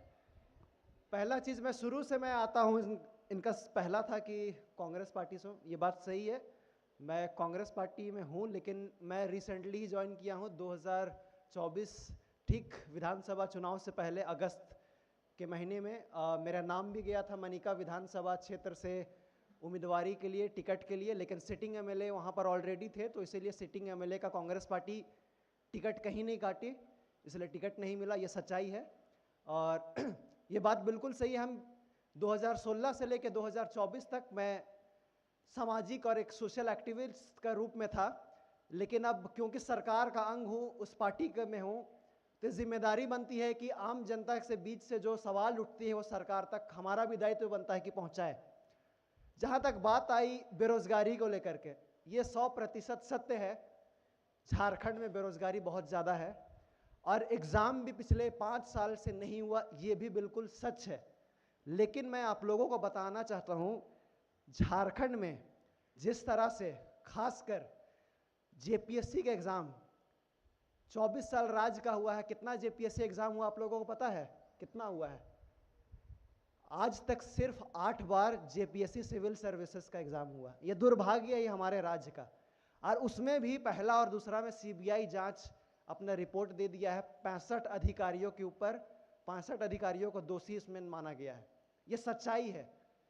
झारखंड जब से राज्य का गठन हुआ, कोई नियुक्ति नियमावली नहीं बना था यहाँ पर। पहला जेपीएससी में अलग नियमावली से एग्जाम हुआ, दूसरा में अलग, तीसरा में अलग, चौथा में अलग, पांचवा में अलग, छठा में अलग, कोई माए बाप नहीं, ठीक है। यहाँ तक कि छठा तक वही हुआ। जब छठा में हम लोगों ने आंदोलन किया, तब जाकर के हेमंत सोरेन ने 2020-21 में जेपीएससी का पहले बार झारखंड अलग राज्य बनने के बाद रूल्स बनाया। ये भी हम लोग का उपलब्धि था, लेकिन मैं इसे नहीं गिनता हूँ क्योंकि उसके बाद सिर्फ एक ही एग्ज़ाम हो पाया। ये सच्चाई है, क्योंकि कोई भी एग्ज़ाम कंडक्ट करने के लिए उसका नियमावली होता है, उसको हम नियुक्ति नियमावली बोलते हैं, या फिर इन शॉर्ट अगर हम टेक्निकल टर्म यूज़ करेंगे तो सेवा शर्तें और सेवा भर्ती नियमावली। झारखंड में 2 एजेंसी है जो एग्ज़ाम कंडक्ट करती है, जेपीएससी और जेएसएससी। ये दोनों संस्था का कोई नियमावली ही नहीं था इससे पहले। 2019 में जब सरकार बनी, कोविड आया, ये सच्चाई है, लेकिन इस बार हम कोविड का भी बहाना नहीं दे सकते हैं। पहले बार जेपीएससी का नियमावली बना, जेएससीसी में कुछ नियमावली में चेंजेस आया, लेकिन अभी भी जेएससीसी में बहुत सारा नियमावली में त्रुटि है, जिसके वजह से आज भी बहुत सारा नियुक्ति पड़ा हुआ है। तो मैं ये आश्वासन तो मैं नहीं दे सकता हूं, लेकिन मैं ये आप लोगों को उम्मीद दिलाता हूं कि ये 5 वर्ष जो है, पहला मुझे लगता है अभी 3 महीना या 6 महीना छोड़ करके सरकार जो है, जो नियुक्ति नियमावली में त्रुटि है उसको वो रिव्यू कर रही है, और इसके बाद आप देखिएगा 2025 का अंत तक में आप देखिएगा बहुत सारा नियुक्ति का एडवर्टाइजमेंट आने लगेगा। और ये सच्चाई भी, बहुत सारा नियुक्ति में ग्रहण तब लगा, 25,000 से अधिक सरकारी शिक्षक का नियुक्ति में हाईकोर्ट में केस चल गया। कुछ लोग यहाँ पर 10वीं और 12वीं वाला नियोजन नीति आप लोग सुने होंगे, वो भी हाईकोर्ट में गया, जिसके वजह से बहुत सारा एग्जाम प्रभावित हुआ। ऐसे कई नियुक्ति है जो कि हाईकोर्ट में लोग, बाहर के लोग केस कर दिए, जिसके वजह से प्रभावित हुए और लंबी समय से पेंडिंग पड़ा हुआ है। लेकिन अभी के 5 वर्ष में, अभी का जो 5 वर्षीय योजना है, ये आश्वस्त आप लोग रहिए, आप लोग तैयारी कीजिए, एडवर्टाइजमेंट निकलेगा और नियुक्ति भी होगा। जेपीएससी का चेयरमैन ज्वाइन कर चुके हैं, जेएससीसी का चेयरमैन ऑलरेडी प्रभार में है। कुछ महीने के बाद सीजीएल का भी हाईकोर्ट से फैसला आ जाएगा 2 से 3 महीना के अंदर। आप लोग तैयारी कीजिए, लोग सड़क पे क्या कह रहे हैं उस पर ध्यान मत दीजिए। बहुत सारे लोग आपको आंदोलन करके सड़क पे ले आएंगे, भड़काएंगे, लेकिन अभी भटकना नहीं है। आप लोग ईमानदारी से तैयारी कीजिए। जिसको सरकारी नौकरी में आना है वो तैयारी करते रहिए, और जिसको सरकारी नौकरी में नहीं आना है, क्योंकि मेरे भाई ने भी कहा कि बेरोजगारी इतना ज़्यादा, ये बात बिल्कुल सही है। और ये भी सच्चाई है कि आप सभी लोगों को 100% यहाँ जितना लोग हैं उसको सरकारी नौकरी भी नहीं मिल सकता है। ये आज के दिन में कड़वा सच है, इसको एक्सेप्ट कीजिए। सब कोई को सरकारी नौकरी नहीं मिल सकता है, क्योंकि इस राज्य में मात्र 2.5 से 3 लाख सरकारी सैंक्शन पोस्ट है, और यहाँ अभी करीब 50 लाख से अधिक लोग बेरोजगार हैं। तो क्या यह संभव है सबको सरकारी नौकरी मिले? नहीं मिल सकता है। इसके लिए वैकल्पिक रास्ता भी चुनना होगा। ये मेरे तरफ से छोटा सा सुझाव होगा। आप लोग सरकारी नौकरी की तैयारी जरूर करें, लेकिन एक उम्र सीमा तक आप तय करें। यदि आप अगर 30 वर्ष तक अगर आपकी नौकरी नहीं लगती है तो आप व्यापार के क्षेत्र में बढ़े, क्योंकि बिजनेस में भी बहुत ज़्यादा अपॉर्चुनिटी है। और राज्य सरकार या केंद्र सरकार बहुत सारा ऐसा योजनाएं ला रहे हैं जिसमें आप लोगों को बिजनेस खड़ा करने के लिए सब्सिडाइज 25% से लेकर के 40% आप लोगों को लोन में सब्सिडी मिल रहा है। तो ये सभी बेनिफिट लेकर के आप कल को अगर 30 साल आप अपना कैरियर में एक टाइमलाइन फिक्स कीजिए कि अगर 30 साल तक नहीं नौकरी लग रहा है तो आप बिजनेस के क्षेत्र की ओर बढ़े और उस क्षेत्र में अपने आप को सफलता की ओर बढ़े। क्योंकि लोग आज के दिन में क्या है कि हमारा अपर एज लिमिट 40 साल तक हम नौकरी मेरे के लिए एलिजिबल है, तो हम 40 साल तक हम एग्जाम ही देते रहते हैं। बहुत सारे मेरे साथी को देखते हैं कि लॉयला हॉस्टल रांची में पढ़ रहे हैं, 20 साल से तैयारी ही कर रहे हैं, कोई वैकेंसी नहीं निकल रहा है, बाल पक जा रहा है, 42-45 साल हो गया लेकिन कुछ नहीं हो पा रहा है। तो कहने का मतलब एक लाइफ में एक मेरे तरफ से बस छोटा सा सुझाव है कि अगर 30 साल की उम्र तक में अगर आपको सरकारी नौकरी नहीं मिलती है तो आप व्यापार की ओर बढ़े। तीसरी और एक इन्होंने बात कहा कि मैया सम्मान के जगह पे स्कूल और कॉलेजेस में हम लोग को फ्री ट्रीटमेंट, स्कूल में फ्री शिक्षा दे और हॉस्पिटल में फ्री ट्रीटमेंट। अभी जो हमारे कल्याण मंत्री हैं चमरा लिंडा जी, शायद आप लोगों को पता होगा, उनके द्वारा बहुत सारे राज्य में फ्री खास करके यहाँ पर शिक्षा देने के, आदिवासी समुदाय को शिक्षा देने के लिए कल्याण विभाग द्वारा फ्री शिक्षा के लिए स्कूल के लिए वो शिलान्यास करने वाले हैं। और ये केंद्र राज्य सरकार ये अभी प्लानिंग स्टेज में है, मुझे लगता है अगला 2 से 3 महीना में ये एग्जीक्यूट भी हो जाएगा। और सिर्फ यही नहीं, शिक्षा के साथ साथ जो हमारे लोग शिक्षित हैं उनको किस तरह से यूपीएससी और जेपीएससी का कोचिंग दे, उसके लिए बाहर से चाणक्य जैसे संस्था है उसको झारखंड में मुफ्त कोचिंग दिलाने के लिए यहाँ पर अलग अलग कोचिंग इंस्टीट्यूट या सेंटर यहाँ स्थापित करने जा रही है राज्य सरकार। ये अभी का ऑनगोइंग 5 ईयर प्लान मैं आप लोगों को इंटरनली आप लोगों को बता रहा हूँ, जो कि मीडिया के माध्यम से माननीय मंत्री महोदय ने भी इस बात को रखा है। और ये बात एकदम सत्य, ये होने वाला है। मैया सम्मान पे राशि खर्च हो रहा है नो डाउट, लेकिन आप लोगों को उस पर सोचने का ज़रूरत नहीं है, क्योंकि मैया सम्मान में जो राशि आप लोगों को मिल रहा है, इस बार का जो बजट है 1,42,000 करोड़ है। और मैया सम्मान का जो राशि है बजट में जो प्रावधान दिया गया है वो मात्र 13,000 करोड़ का है। मैया सम्मान में राशि खर्च करते हुए भी सरकार के पास सफिशिएंट पैसा है यहाँ का हेल्थ इंफ्रास्ट्रक्चर को खड़ा करने के लिए और यहाँ का एजुकेशन इंफ्रास्ट्रक्चर को खड़ा करने के लिए। बस एक विज़न का ज़रूरत है। आप जैसे अगर जागरूक नागरिक रहेंगे तो ज़रूर आप एक आवाज़ बन करके सरकार तक एक आप अपनी बात रख सकते हैं। इस मंच के माध्यम से आप बात रख सकते हैं, सोशल मीडिया है आप बात रख सकते हैं। मुझे लगता हूँ मैं आपके सभी सवालों का जवाब संतोषजनक दे पाया हूँगा।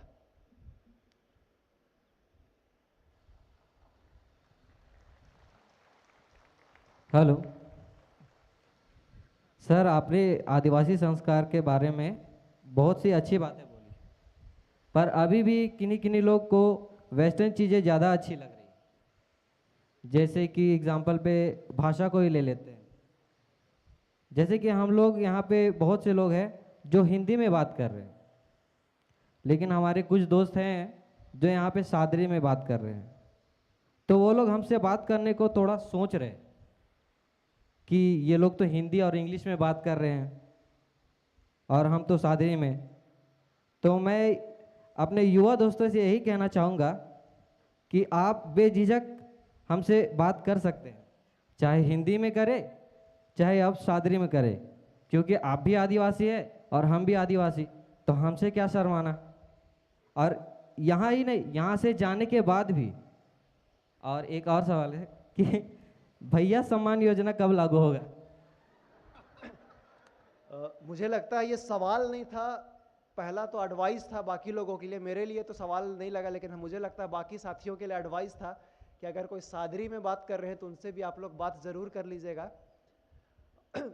ये बात सच है, बट कहते हैं ना कि change is the nature of law, बदलाव ही प्रकृति का नियम है।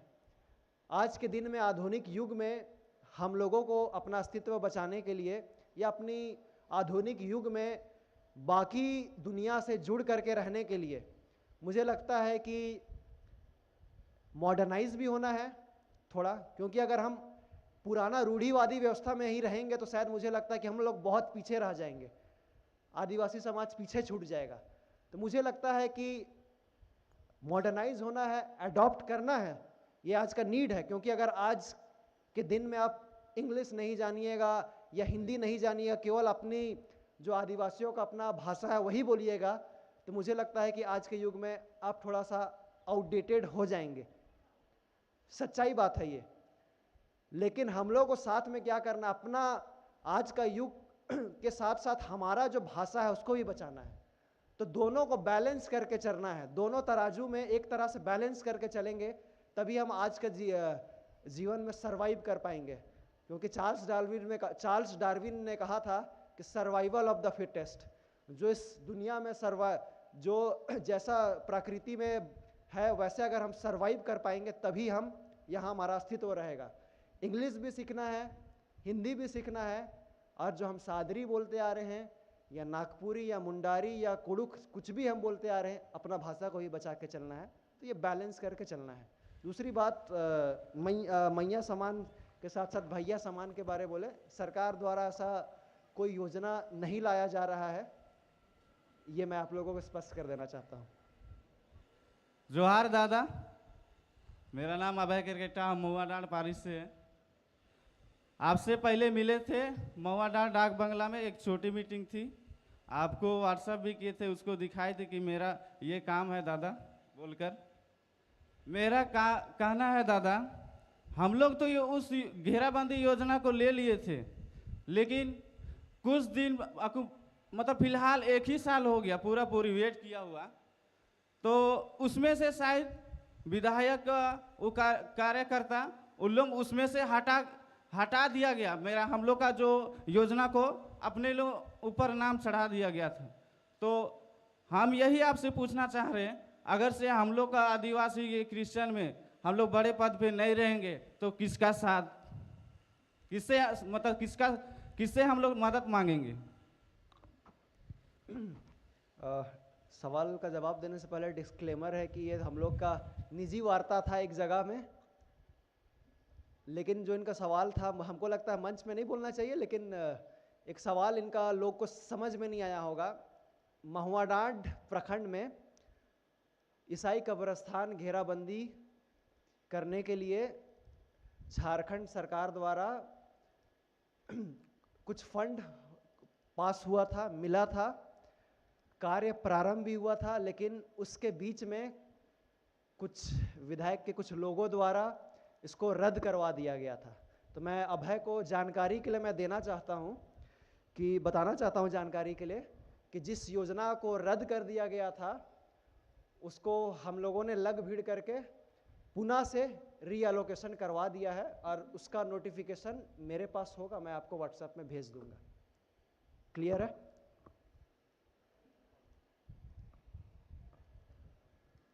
एक क्वेश्चन है सर, झारखंड में जितना भी एग्ज़ाम होते हैं सब कोर्ट में फंस जाते हैं, तो सरकार के पास तो अच्छे अधिकारी हैं, तो ऐसे नियम क्यों नहीं बनाया जाता है जिसे कोर्ट में ना फंसे? बिल्कुल, बहुत ही अच्छा प्रश्न इनके द्वारा था। देखिए, झारखंड में अच्छे अच्छे अधिकारी के इन्होंने नाम लिया, लेकिन सच्चाई मैं आप लोगों को बताना चाहता हूँ, झारखंड में डेमोक्रेसी में ब्यूरोक्रेसी हावी है। कहने का मतलब ये है कि नौकरशाह यहाँ बहुत हावी है। और हावी होने का कारण क्या है मैं बता रहा हूँ। यहाँ जितने भी लोग, अभी एक भाई ने कहा था कि हमारा नया जनरेशन, नया लीडर्स क्यों नहीं खड़ा हो रहा है। मुझे लगता है कि जो हमारा ओल्ड जनरेशन लीडर है, शायद उनको नियम और कानून के बारे में उतने डिटेल्स में वो अध्ययन करके नहीं जाते हैं विधानसभा, या उनको जानकारी नहीं है। अगर न्यू जनरेशन पॉलिटिशियन अगर आज विधानसभा में रहते, तो ये जो हमारे अधिकारी, खासकर जो आईएएस ऑफिसर जो पॉलिसी मेकिंग में बैठे हुए हैं, वो जो हमारे मंत्री हो या विधायक लोगों को जो गोल गोल घुमाते हैं, वो घुमा नहीं पाते अगर हमारे पढ़े लिखे विधायक या मंत्री रहते। पहली बात, ये सच्चाई है आज के दिन में, हम लोगों को एक्सेप्ट करना चाहिए कि यहाँ पर नौकरशाह विधायिका के ऊपर हावी है, ये कड़वा सच है। आपने कहा कि अच्छे अच्छे ब्यूरोक्रेट्स हैं, लेकिन मैं रमेश बैस जो पूर्व राज्यपाल थे झारखंड के, उनका एक जाते जाते जब उनका विदाई समारोह था और वो मीडिया से इंटरेक्ट कर रहे थे, उन्होंने एक बहुत बड़ा स्टेटमेंट दिया। उन्होंने कहा कि झारखंड में बहुत ज़्यादा अपॉर्चुनिटी है, लेकिन झारखंड के आईएएस ऑफिसर्स में विज़न का कमी है। अरे मुझे लगता है कि सच बोलूं तो ये विज़न का बहुत घोर अभाव है। जितनी भी यहाँ पर अभी आज के दिन में जो जितना भी जेपीएससी और जेएससीसी द्वारा नियुक्ति जो कोर्ट कचहरी में जाके फंसता है, हम लोगों ने, हेमंत सोरेन जब 2019 में मुख्यमंत्री बने थे, हम लोगों ने सुझाव दिया था, आप एक साल कुछ मत कीजिए, कोई वैकेंसी नहीं निकालिए, सबसे पहले आप नियमावली बनवाइए, और एक जब तक क्लियर कट नियमावली नहीं होगा सभी एग्ज़ाम का, आप कभी एग्ज़ाम क्लियर कट नहीं ले सकते हैं। हम लोगों ने सुझाव दिया, हम लोगों ने मिल करके 15-20 मिनट बात भी रखा, लेकिन कोविड आया, उसके बाद एक लोग दुनिया, अलग ही दुनिया में चले गए, अपना जीवन को पहले बचाने में संघर्ष किए।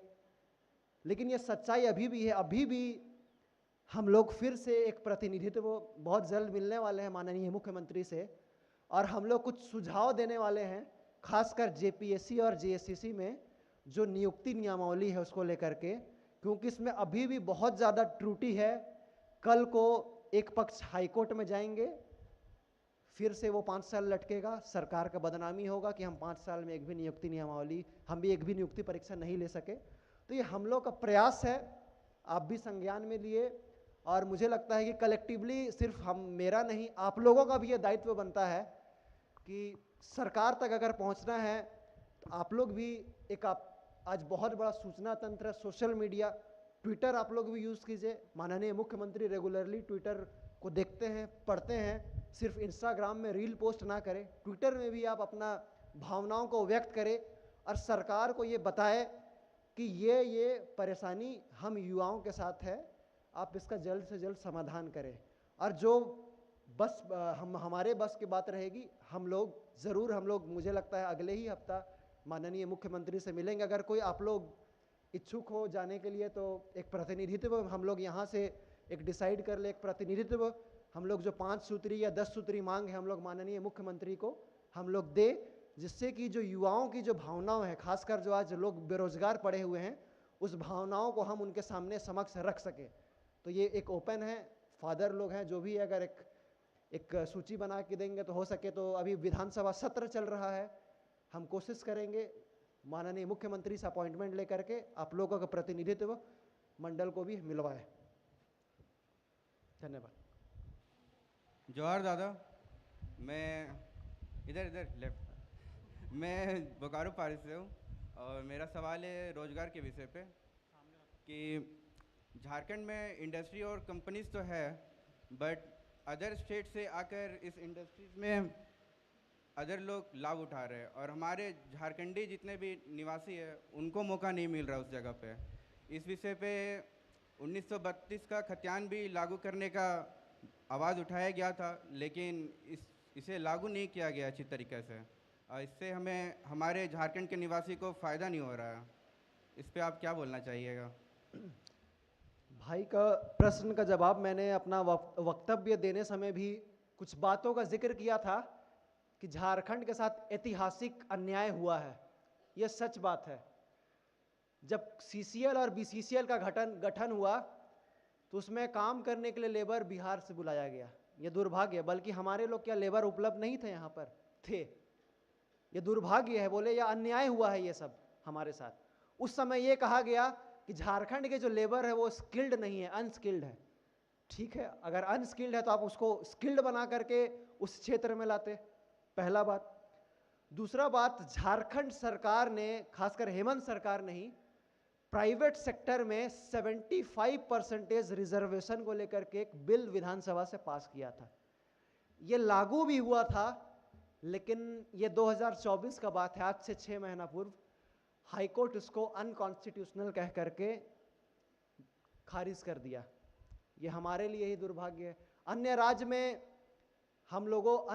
में वहाँ के स्थानीय निवासी को संरक्षण मिल जाता है, लेकिन झारखंड में जब हम अपना अधिकार की बात करते हैं उस समय बाहरी लोग विरोध करते हैं, हमारे बीच में हाई कोर्ट और सुप्रीम कोर्ट आता है और हम इसी तरह के बंधन में बंध जाते हैं और हमें अन्याय ही मिलते आ रहा है। 1932 आधारित खतियान जो नियोजन नीति के बाद था, उसमें भी ठीक इसी तरह का हुआ। जब 2001-2 में बाबूलाल मरांडी की सरकार थी, सदन से ये पास हुआ, ये लागू किया गया था 1932 खतियान को। उस समय भी हाई कोर्ट में ये केस गया, हाई कोर्ट ने खारिज कर दिया। उसके बाद से खतियान आधारित स्थानीय नीति को ठंडा बस्ता में रख दिया गया। तब जाकर के 2022-23 में खास करके हेमंत सोरेन ने इसका बीच का रास्ता निकाला। भारत का संविधान में एक प्रावधान है कि 9th शेड्यूल में जो भी कानून को केंद्र सरकार डालती है वो कोर्ट का जुडिशियल रिव्यू से बाहर रहता है, उसको जुडिशियल रिव्यू नहीं कर सकते। लेकिन उसका भी एक प्रोसेस है, पहले विधानसभा से पास होगा, विधानसभा से फिर गवर्नर के थ्रू केंद्र सरकार के पास जाएगा, केंद्र में लोकसभा और राज्यसभा दोनों में पास होगा, फिर जाकर के प्रेसिडेंट का एसेंट प्राप्त होगा, तब जाकर के उसको 9वीं अनुसूची में लागू किया जाएगा। लेकिन यहाँ पर जो राज्यपाल है उस बिल को कुछ ऑब्जेक्शंस डाल करके वो रोक लगा दिए। ये भी हमारे खिलाफ अन्याय है। मुझे लगता है तेलंगाना 2014 में गठन हुआ, लेकिन वहाँ पर ये नियम बन गया है कि अगले 30 वर्ष के लिए तेलंगाना के स्थानीय निवासी को ही नियोजन में प्राथमिकता दी जाएगी। लेकिन झारखंड में ऐसा क्या है कि हम लोगों को जब भी अधिकार की मांग करते हैं, कभी कोर्ट अड़ंगा लगाती है तो कभी गवर्नर अड़ंगा लगाती है। इसका एक ही समाधान है, जन आंदोलन। और जन आंदोलन करके हम लोगों को केंद्र सरकार से ही ये प्रावधान को लागू करवाना होगा। 2-3 रास्ता है। पहला रास्ता केंद्र सरकार के पास ये है, अगर हम दबाव डालें तो ये संभव है। पहला रास्ता ये है कि भारत का संविधान अनुच्छेद 16(4) में केंद्र सरकार के पास ये प्रावधान है कि किसी भी राज्य के स्थानीय निवासी को वहाँ के एम्प्लॉयमेंट में रिजर्वेशन देने के लिए केंद्र सरकार कानून बना सकती है। हम एक इस रास्ता के थ्रू जन आंदोलन के माध्यम से इस प्रावधान के तहत हम केंद्र सरकार से डिमांड कर सकते हैं कि आप हमारे लिए, झारखंड के लिए ये प्रावधान लागू कीजिए। एक ये रास्ता है। दूसरा जो रास्ता है, भारत का संविधान अनुच्छेद 371 में है। 371 अगर आप खोल के देखिएगा, संविधान का अगर किताब होगा, या अगर संविधान का किताब नहीं भी है आप लोगों के पास, तो आप लोग मोबाइल में कॉन्स्टिट्यूशन ऑफ इंडिया का ऐप डाउनलोड कर लीजिए। उसमें आप देखिएगा 371 में ABCDEF करके ऐसे ही प्रावधान है। उसी तरह अलग अलग राज्य के लिए अलग अलग प्रावधान वहां पर दिया गया है। उसी तरह से आर्टिकल 371 में कॉन्स्टिट्यूशनल अमेंडमेंट करके झारखंड के स्थानीय निवासियों को सरकारी नौकरी में 100% रिजर्वेशन देने के लिए वो वहाँ पर केंद्र सरकार ये प्रावधान कर सकती है, जैसे वो अन्य राज्य के लिए किए हैं। तो ये तभी संभव है जब हम जन आंदोलन करके हम केंद्र तक हम ये आवाज़ पहुंचा सके। अदरवाइज अभी जिस स्तर पे हम लोग आंदोलन कर रहे हैं वो उनको कुछ सुनाई नहीं दे रहा है, या सुन के भी वो इग्नोर कर दे रहे हैं। तो जब तक कुछ बड़ा उलगुलान नहीं होगा ये संभव नहीं है। राज्य सरकार का अधिकार क्षेत्र में ज़रूर है, लेकिन राज्य सरकार जब भी इस तरह का प्रयास करती है, कोर्ट और गवर्नर और अन्य लोगों द्वारा इस पर बाधाएं डाला जाता है और इसे रोक दिया जाता है। तो जब तक ये संविधान में संशोधन करके झारखंड के लिए अलग प्रावधान नहीं किया जाएगा, तब तक मुश्किल है झारखंडियों को पूरी तरह से हक और अधिकार दिलाने के लिए। क्योंकि झारखंड बना ही था, झारखंड पूरे राज्य को अगर देखिएगा, झारखंड के साथ साथ दो और अलग राज्य का गठन हुआ था। एक मध्य प्रदेश से कट करके छत्तीसगढ़ और दूसरा यूपी से कट करके उत्तराखंड। लेकिन तीनों राज्य जब अलग गठन हुआ तो छत्तीसगढ़ को इसलिए अलग किया गया क्योंकि प्रशासनिक दृष्टिकोण से यहाँ पर शासन चलाना मुश्किल हो रहा था मध्य प्रदेश में, इसलिए छत्तीसगढ़ अलग किया गया। सेम चीज़ उत्तराखंड में था कि प्रशासनिक दृष्टिकोण से वो दिक्कतें हो रही थी, इसलिए उसको अलग किया। लेकिन झारखंड प्रशासनिक दृष्टिकोण से अलग नहीं हुआ है। ये हमारे बलिदान, हमारे पूर्वजों का खून और बलिदान से ये राज्य का अलग गठन किया गया है। ये आंदोलनकारियों का मांग था कि झारखंड एक अलग राज्य है तो आदिवासियों का राज्य कहलाएगा और आदिवासी का यहाँ पर विकास होगा, इसलिए यहाँ पर झारखंड का अलग राज्य का गठन हुआ था। लेकिन दुर्भाग्य की बात है, जिस उद्देश्य से राज्य का गठन हुआ था शायद वो उद्देश्य आज भी पूरा नहीं हुआ है। उम्मीद करते हैं कि हम लोग को लड़ करके, ये हमारा पीढ़ी है जो 25 देर ही सही लड़ करके हम लोग जो उद्देश्य से झारखंड का गठन हुआ था उस उद्देश्य को पूरा करेंगे। धन्यवाद। लास्ट क्वेश्चन, और इसका आंसर आपको देने की आवश्यकता नहीं है। यह बिरले ही होता है कि क्वेश्चन से ख़त्म होता है, क्योंकि यह क्वेश्चन ना सिर्फ वक्ता से पूछा जा रहा है लेकिन पब्लिक से भी। यहाँ पहला क्वेश्चन है कि पॉलिटिक्स में सक्सेसफुल होने का फॉर्मूला क्या है, और दूसरा क्वेश्चन है कि हम सभी हमेशा बदलाव के लिए या तो दिल्ली की ओर देखते हैं, या तो हम रांची की ओर देखते हैं, या ऐसे लोगों की ओर देखते हैं जो पढ़कर गांव से निकल चुके हैं। लेकिन बदलाव वहाँ से नहीं होगा, बदलाव गांव से होगा, या किस तरह होगा? जवाब के लिए मैं नहीं कर रहा हूँ, और इसके साथ ये सेशन खत्म होता है।